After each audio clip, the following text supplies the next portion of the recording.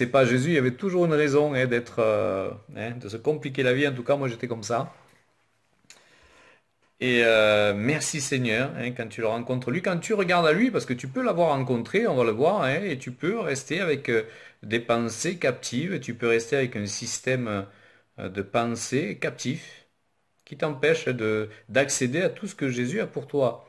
Et du fait que tu es captif dans tes pensées, dans ta mentalité, du fait que tu es captif dans ta mentalité, tu ne portes pas le fruit que tu devrais porter, parce que tu n'es pas fixé sur Jésus.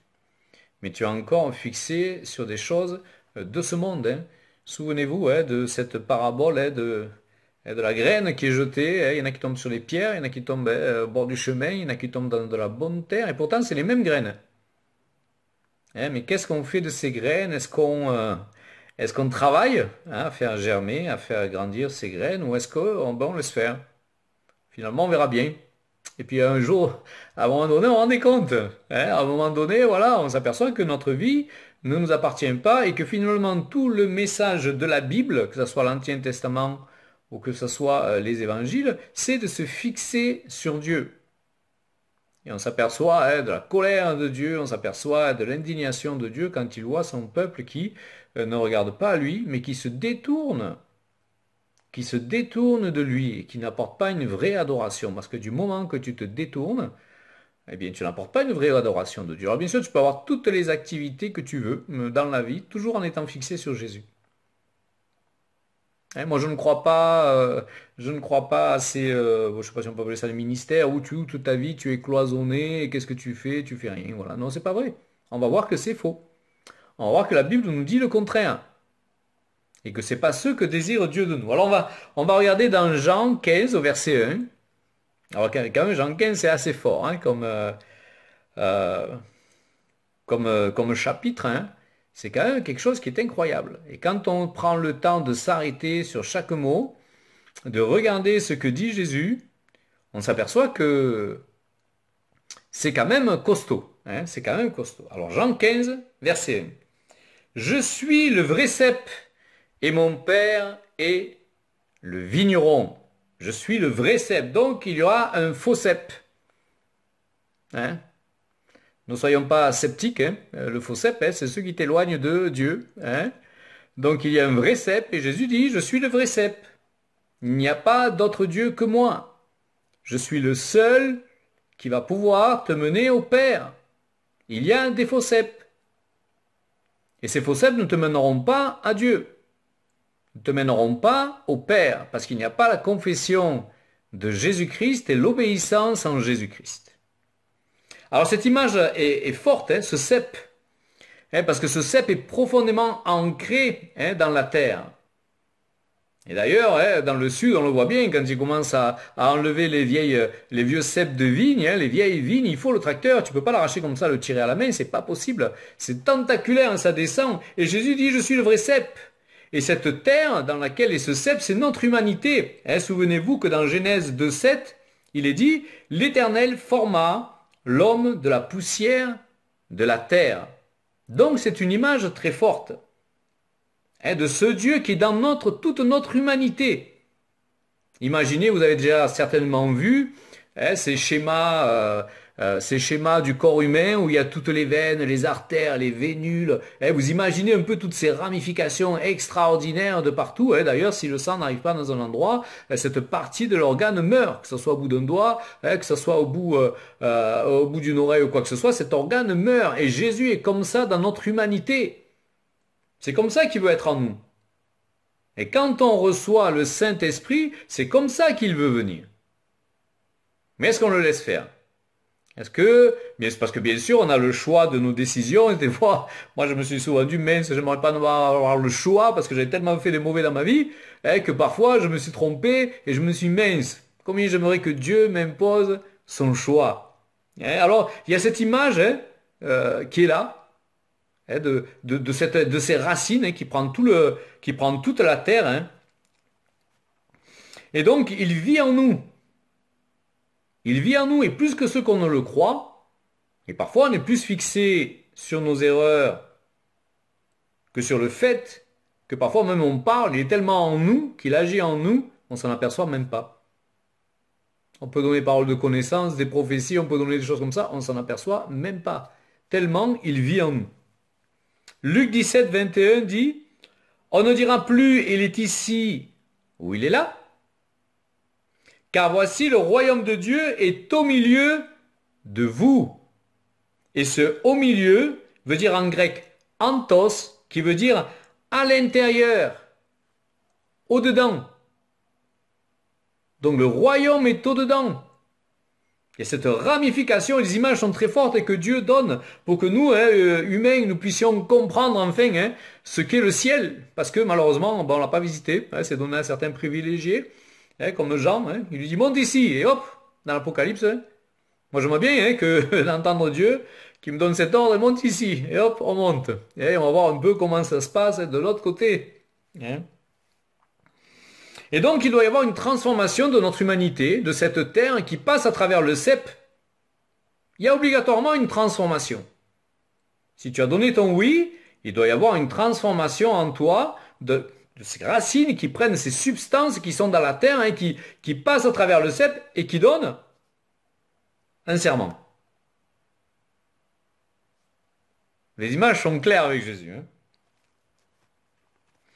Et donc c'est ces nutriments qui vont donner ce serment. Donc Dieu là, il est dans notre humanité, ça passe à travers le cep qui est Jésus pour donner un serment. Nous transformer. L'être humain transformé au travers de Jésus-Christ. Et le verset 2 dit ceci. Tout serment qui est en moi et qui ne porte pas de fruit, il le retranche. Et tout serment qui porte du fruit, il l'émonde, afin qu'il porte encore plus de fruits. Donc je dirais que tout chrétien baptisé du Saint-Esprit a le choix de porter du fruit, de ne pas porter du fruit. Et vous voyez que ce n'est pas une obligation. Il y a des serments qui ne portent pas du fruit, cloc, ils coupent. C'est radical, hein? Moi j'ai entendu des églises, des fois tous ces petits passages, ils sautaient, ils passaient d'ordre à verset. Mais jamais ils parlent de ta remise en question, jamais ils ne parlent que tu peux être mis à l'extérieur. C'est pas moi qui le dis, moi c'est l'évangile que je citais. C'est pas une idée que j'ai ruminée, j'y tiens peut-être ça, une interprétation. Non, c'est très clair. Tu peux porter du fruit ou ne pas porter du fruit, si on ne porte pas, il coupe. Et plus loin, il dira, il est jeté au feu. Ouh, ceux qui croient et qui ont reçu Jésus, et on va vivre notre vie d'avant, on a reçu Jésus, comme parfois des excuses. Ah ben moi, quand j'étais enfant, j'ai fait la première communion, je me suis fait baptiser. Inch'Allah, je continue ma vie. C'est pas comme ça que ça fonctionne. Dieu nous veut radicaux comme lui est radical. Le psalmiste dira, dans le psaume 87, 7, « Et ceux qui chantent et ceux qui dansent écriront, toutes mes sources sont en toi. » Toutes. Toutes.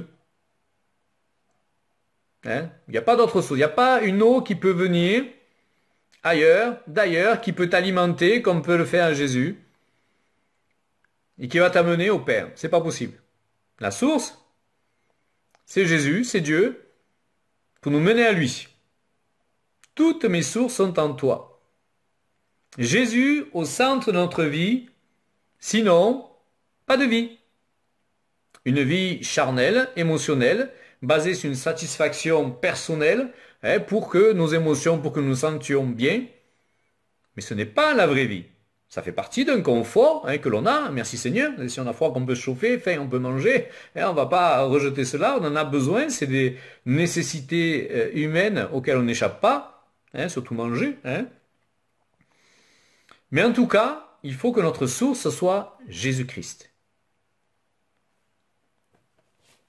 Alors ça me fait penser un peu à la parabole des talents. Le bon serment, il immonde. Et puis, on s'aperçoit dans la parabole des talents que celui qui avait déjà beaucoup, on lui donne encore plus.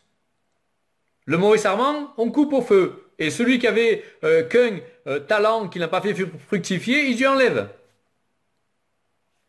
Donc il y a une obligation pour nous, quelque part, à travailler pour le Seigneur et à porter du fruit. C'est une obligation. C'est une conséquence. Tu ne peux pas aimer Dieu sans avoir dans ton cœur un désir profond, puissant, sincère, furieux de travailler pour son royaume. C'est pas possible. Dans quelques domaines que ce soit, D'autres c'est l'adoration, d'autres c'est ci. Mais est-ce que tu y mets tout ton cœur Ou est-ce que, oh, comme ceux qu'on invite au repas des noces, ah, je peux pas. Je marie ma fille, ah, je peux pas. J'ai mes bœufs, ah, je peux pas. Et tu as une vie remplie de je peux pas. Mais est-ce que tu es centré sur le Seigneur Jésus? Alors ça ne veut pas dire que tu dois tout abandonner, hein? Tu dois abandonner ta famille, tout ça. Non, certainement pas. Mais est-ce que ton centre, c'est Jésus? Est-ce que ton centre, c'est Jésus? Donc il nous faut fructifier. On n'a pas le choix. C'est devant nous. Hein, souvent j'étais, moi, pendant longtemps, un chrétien qui va dans un séminaire, à un autre, et alléluia, et je reçois. Oui, mais il y a un moment donné, ce que tu as reçu, il faut bien le distribuer. Sinon tu vas devenir gras et reluisant. Alors tellement d'huile que ça va couler, mais ça va pas jaillir. Oh tiens, le gras qui passe là-bas. Non. Hein, tu veux être connu comme un gras ou comme un ingrat?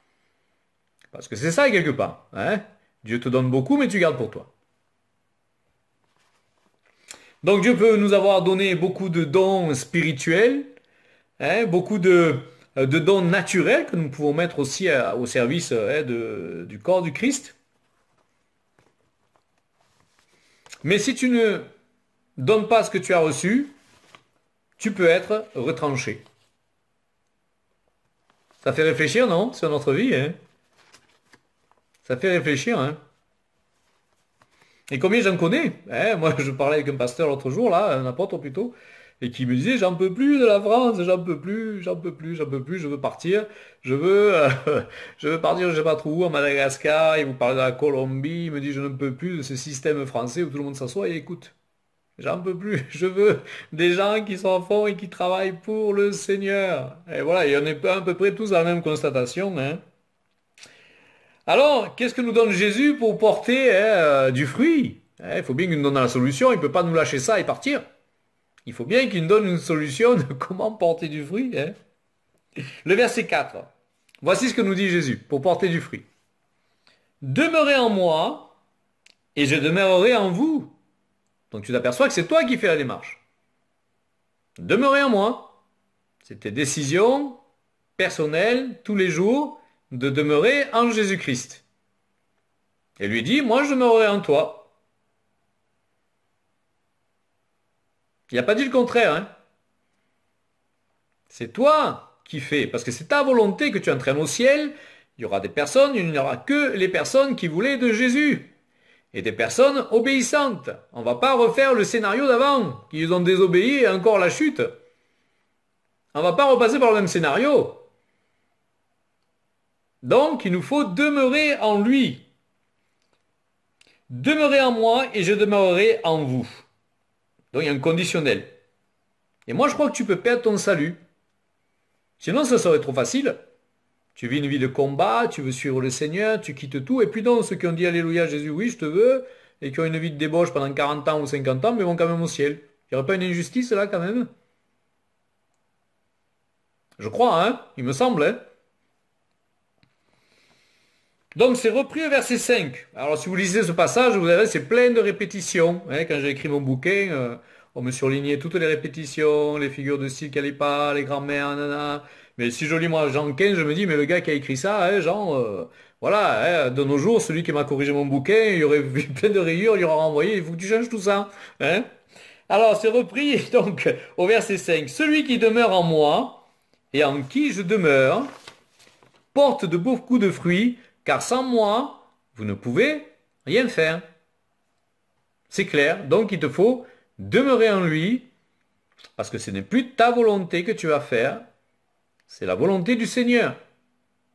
Et souvent, la volonté de l'esprit sont contraires à la volonté de la chair.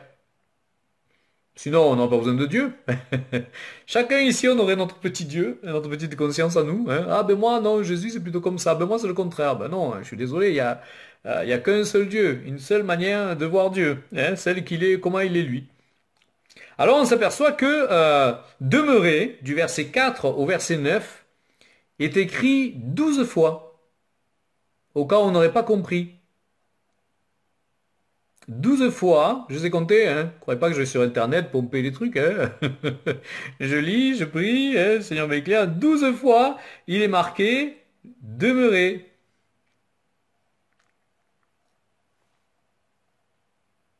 en 6 versets, 2 fois par verset. Soit il était bègue, soit il y a quelque chose sur lequel il voulait qu'on comprenne. Hein, ça s'appelle aussi de l'enseignement. Hein, tu répètes et tu rabâches. Hein, ceux qui ont eu des enfants ici le savent. Et tu répètes et tu rabâches et tu redis. Hein, inlassablement, jusqu'à ce qu'ils aient compris. Et là donc, on nous dit 12 fois demeurer. Du verset 2 au verset 8, le mot fruit est écrit 6 fois.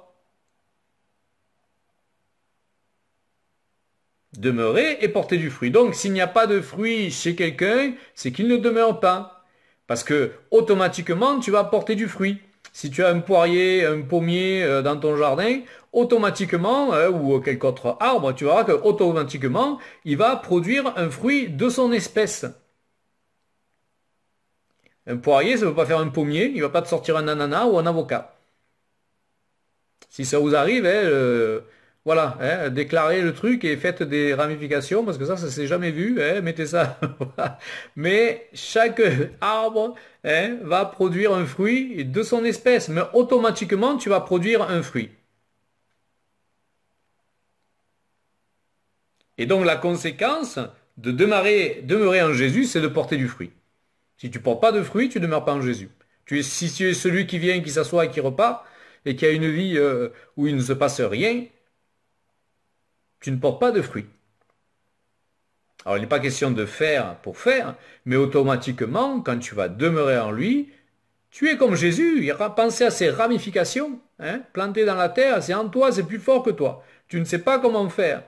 Je parlais avec un frère hier qui me disait, Ben, pour ceux qui le connaissent, qui me disait, mais j'étais dans la rue, je commençais à parler avec une femme, elle a commencé à me dire qu'elle s'était fait violer, tout ça, j'ai pris une délivrance dans la rue, elle n'était pas chrétienne la femme, hein.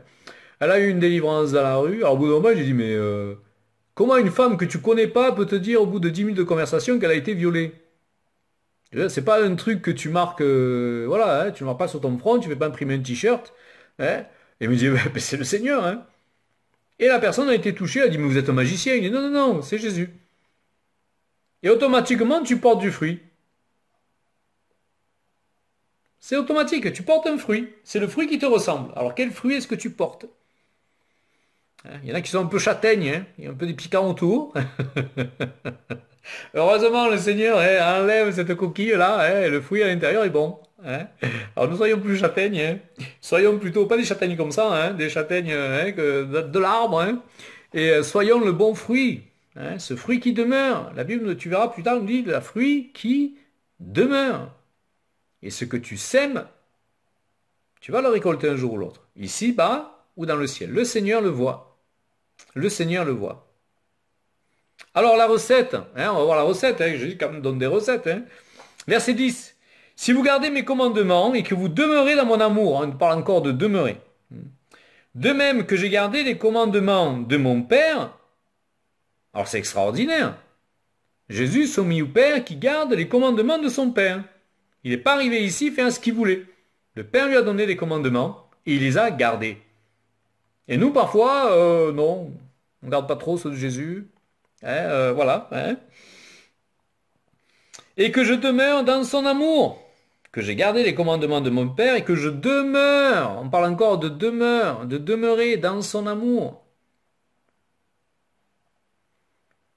Ah mais c'est pas rien, hein. C'est pas rien, hein. T'as pas le choix, il te faut demeurer en Jésus-Christ. Et Jésus est demeuré dans le Père. Même Jésus.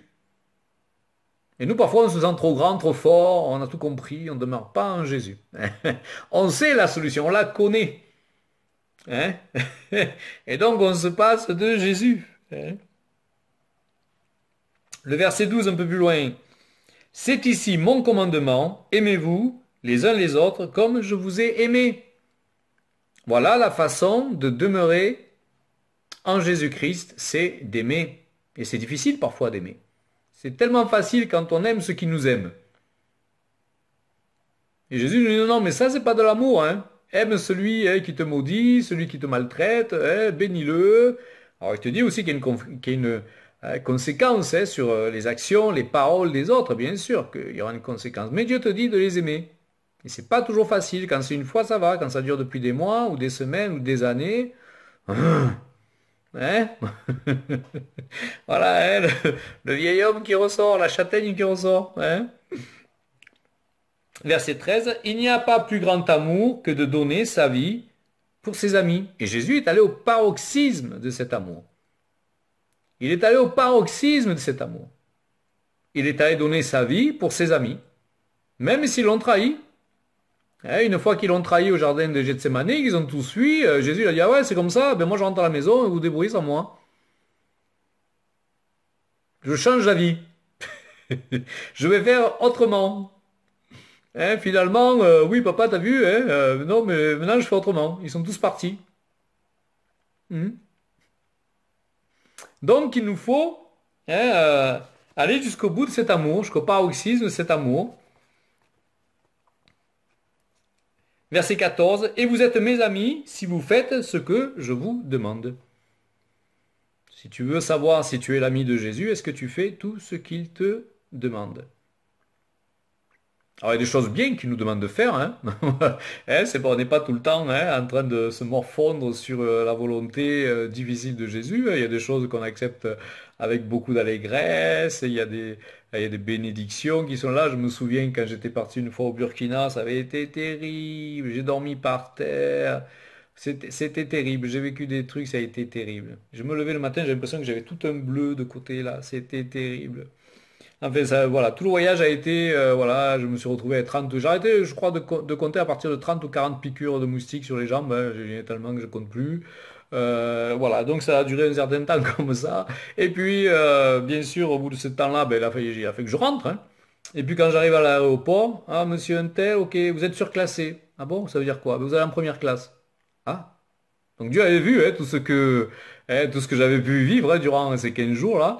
Et donc je me retrouve en première classe. Alors tu as le panetier qui arrive avec les petits pains chauds et la petite pincette, là monsieur, c'est pour vous, voilà. Je dis, ah, je peux avoir une petite coupe de champagne? Ah ben la bouteille si vous voulez. Ah, je boirai pas la bouteille, non, non, mais je vous apporte. Donc je fais un petit repas au champagne, Dieu est bon. Voilà. Et puis je suis descendu à l'aéroport, on est venu me chercher avec une voiture à 150 000 euros, là. Je suis rentré dedans, je dis, oh, ben, Seigneur, merci Seigneur. Voilà, donc le Seigneur, il rend le truc, il voit. Il voit. Mais moi, pour demeurer en Jésus, j'étais bien obligé de passer parce que je passais, donc à ce moment-là, au Burkina Faso, et de continuer, sans savoir que j'allais arriver à l'aéroport et que le Seigneur allait faire pour moi des merveilles. Puis s'il ne les fait pas, c'est pas grave. On le fait parce qu'on demeure en lui, parce qu'on l'aime. Lui-même n'avait pas une pierre où poser sa tête. Et nous, on a un évangile où il faudrait habiter un château.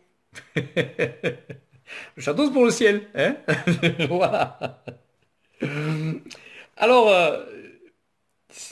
vous êtes mes amis si vous faites ce que je vous commande. Alors, le jour où j'ai annoncé que je partais en Espagne, sur direction du Seigneur, parce que moi, j'ai rien de particulier avec l'Espagne, même si je suis d'origine espagnole. Pour moi, c'est une culture super bruyante et j'aime pas le bruit. Comme en Afrique un peu, alors donc c'est parfois difficile pour moi. Et donc, quelqu'un a eu un songe. Et dans ce songe, le Seigneur, j'étais en Espagne, et le Seigneur disait, merci Jean-Paul d'avoir dit oui pour l'Espagne. Alors moi, je me sentais gêné. Je me dis, comment Seigneur, tu me dis merci d'avoir dit oui, mais comment est-ce qu'on peut dire non dans ce que tu demandes? Et puis donc, je suis allé en Espagne quand même voir un peu comment se présentaient ces choses-là. Et j'ai eu une vision. On a eu un temps d'adoration sur le terrain. On doit construire toute l'infrastructure là pour accueillir. Et j'ai eu une vision qui a duré pendant 1 heure. Et là, j'ai vu Jésus, mais alors extraordinaire, avec une puissance extraordinaire. Et je ne voyais pas son visage, mais il y avait une lumière qui l'éclairait de derrière, mais il était massif, puissant. On sentait une puissance extraordinaire, et moi j'étais devant lui comme ça, et j'attendais. Et puis au bout d'un certain temps, je dis, mais qu'est-ce qu'il attend? Je me dis, je ne comprends pas pourquoi il attend. Qu'est-ce qu'il attend? Et puis j'ai compris que c'est moi qui l'attendais. Oh, je me sentis, mais super gêné. Oh, j'ai dit, comment est-ce que je peux faire attendre Dieu? Alors j'ai dit oui Seigneur, ok, moi je viens. Même si le contexte ne me plaisait pas, c'est pas, j'aurais pas travaillé avec avec ces personnes-là, même si elles sont super sympas et consacrées au Seigneur. Voilà, j'aurais pas pris ce terrain-là. Moi, il n'y a rien que de ce que j'aurais fait qui était là, que j'aurais fait moi. Mais le Seigneur me disait de venir là. Ah, j'ai dit oui Seigneur, ok, je viens. Et à ce moment-là, il a étendu son doigt. Et il y a une puissance qui est sortie de son doigt qui devait être même pas 1 millième de % de la puissance qu'il représentait. Mais j'étais électrisé. Mais j'étais électrisé. Et je sais que Dieu va me donner une nouvelle puissance parce que j'ai dit oui. Si j'aurais dit non, eh ben, je continuerais mes zooms hein, en France, hein, et à faire ce que je fais là. Mais il faut dire oui. Mais Dieu m'avertissait et Dieu attendait mon oui. Ça semble extraordinaire quand même, qu'il attende un oui d'un homme. Non, mais ça fait peur quelque part, je suis Seigneur. Attends, mais il n'y a pas que moi. Pourquoi tu prends pas quelqu'un d'autre? Ou pourquoi tu me prends pas, tu me mets pas là, quoi? Non, mais moi, ça me sidère, cette liberté que nous avons dans Jésus-Christ. C'est extraordinaire. Et en même temps, je ne sais pas comment on peut dire non. Quand Dieu te demande. Ou alors tu es trop attaché à toi-même, hein, à ton nombril, à ta volonté, à ton désir terrestre de construire, de bâtir. Alors je dis pas qu'il faut habiter dans la rue, c'est pas ça, mais je veux dire, mais tout ce que tu fais, hein, le Seigneur est clair avec un homme qui lui dit, mais pauvre fou, cette nuit même, je te demanderai ton âme, et ce grenier que tu as construit, qu'est-ce que tu vas en faire? Tu vas pas l'amener là-haut, hein? Tu vas pas l'amener là-haut, hein? Tu vas tout laisser ici. Alors construis, oui, pour ta vie, parce que tu as des besoins, pour tes enfants, pour laisser quelque chose, oui, mais construis aussi pour le règne. Construis aussi pour le règne, parce qu'il te sera demandé des comptes. Ce n'est pas moi, ce n'est pas vous, pardon, ce n'est pas vous qui m'avez choisi, mais c'est moi qui vous ai choisi. Donc, je ne pense pas que Dieu fasse de mauvais choix. Et je vous ai établi, donc il donne une autorité, il donne une position, il nous établit, afin que vous alliez. Alors tu demeures en crise, mais tu vas. Et que vous portiez du fruit et que votre fruit demeure. Donc non seulement tu vas avoir du fruit, mais dans ce fruit il y a une graine et cette graine va demeurer. Afin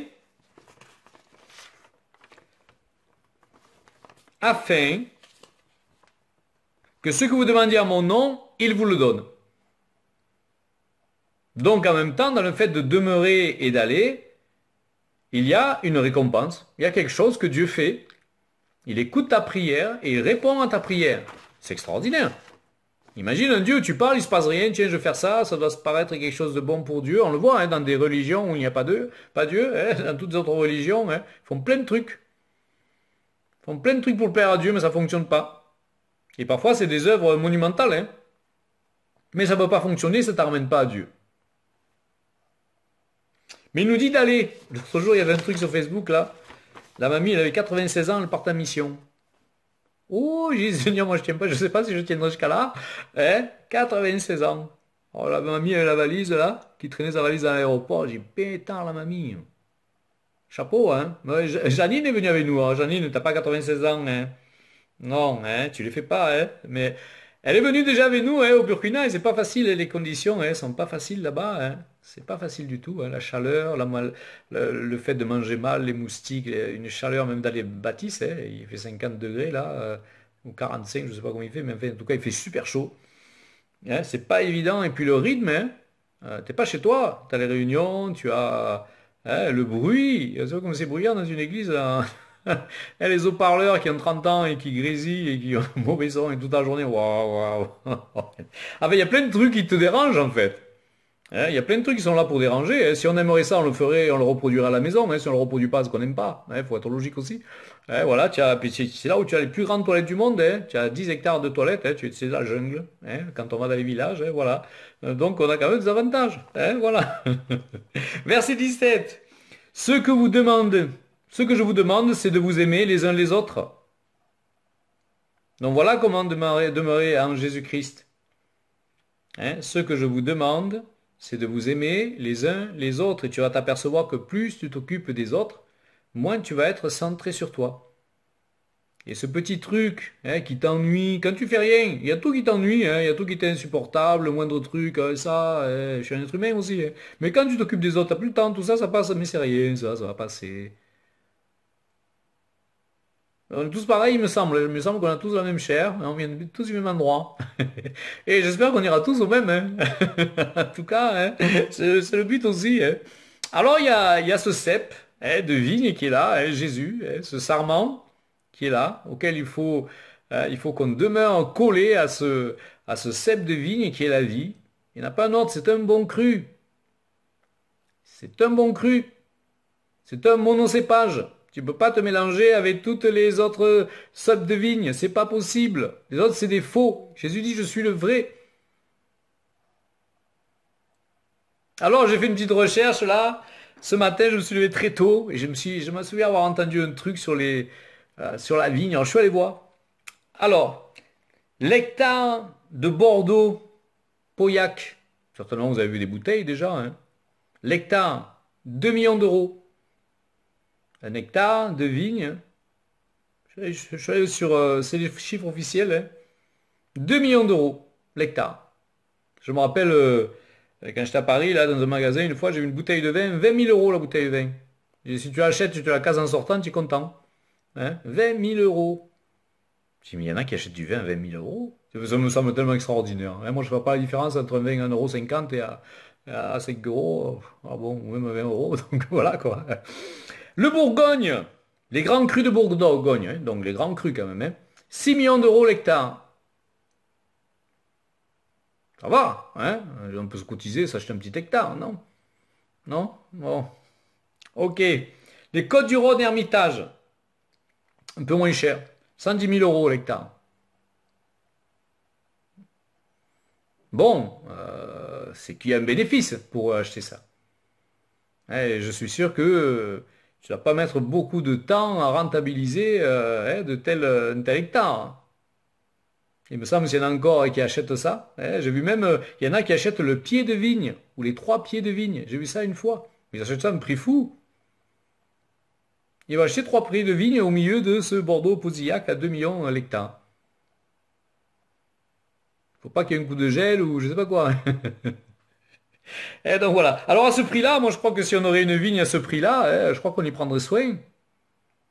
Je crois que quand même, on y mettrait, sinon on n'y comprend rien au vin, on y mettrait des personnes qui savent entretenir ce genre de vigne, hein. On ne veut pas perdre le fruit, hein, de ce qu'on a acheté. Et il y a une vigne, alors ça c'est la plus chère de toutes, hein, c'est rien par rapport à ces 6 millions, hein, de Bourgogne là, hein, 6 millions d'hectares, hein, dans ce cru de Bourgogne. Il y a une vigne qui est bien plus chère que celle-là, hein, et auquel la personne a tout investi, hein. C'est la vigne du Seigneur, qui a coûté le sang de Jésus-Christ. Elle a coûté le sang de Jésus-Christ. Alors, sarments que nous sommes, quels fruits allons-nous porter? Ou est-ce que nous allons être coupés et jetés au feu? Elle a coûté le sang de Jésus-Christ.